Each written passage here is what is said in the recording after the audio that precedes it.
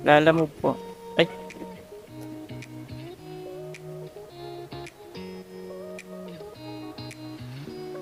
ano po yan? Mga pagkain? Hindi naman po rush yan. Hindi naman po. Kasi naka-regular lang po kasi siya eh.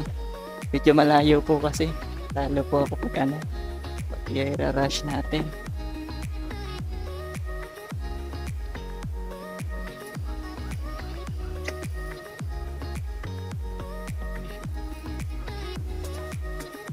Hindi ko na po sasabayin. Sige po. Para hindi ko na sasabayan. Hindi na yan. Ito, para masikip po. Apo, doble po yan.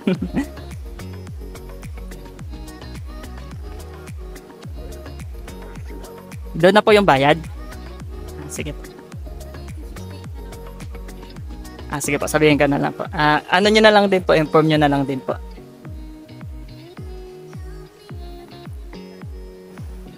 One hour 19 minutes po.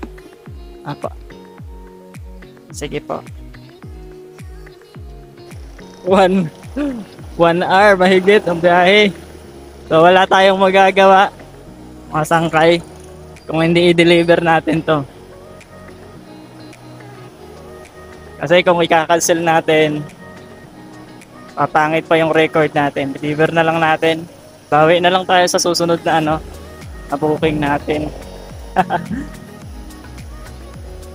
Nakachamba.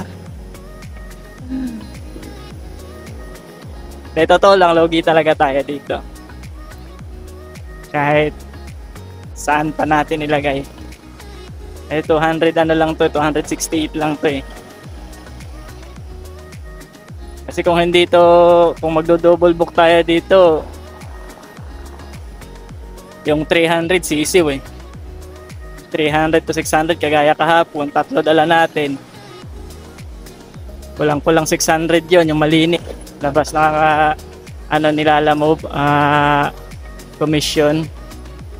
Wala tayong magagawa mga sangkay. Kung hindi i-deliver natin, pagkain din kasi to.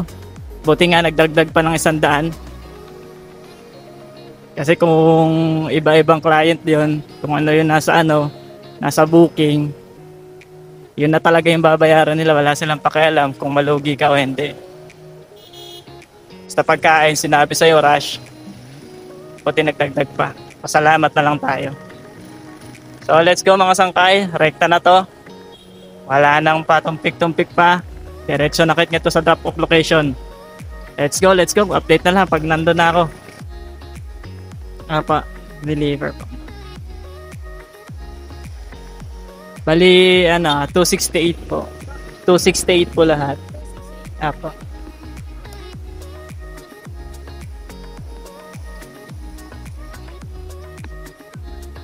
$1K. Check ka po.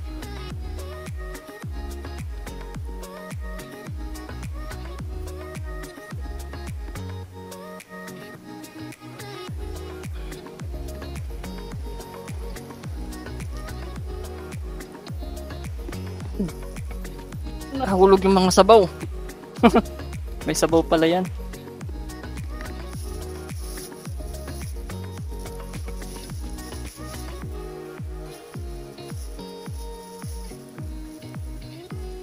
Oops. Dito na lang muna sir. Para hindi madumihan. Ayan. Sana lang. Yeah.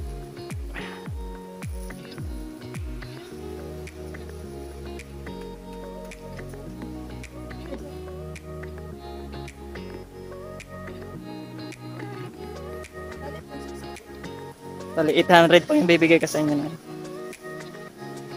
Sige ma'am, dun ma'am. Mainit.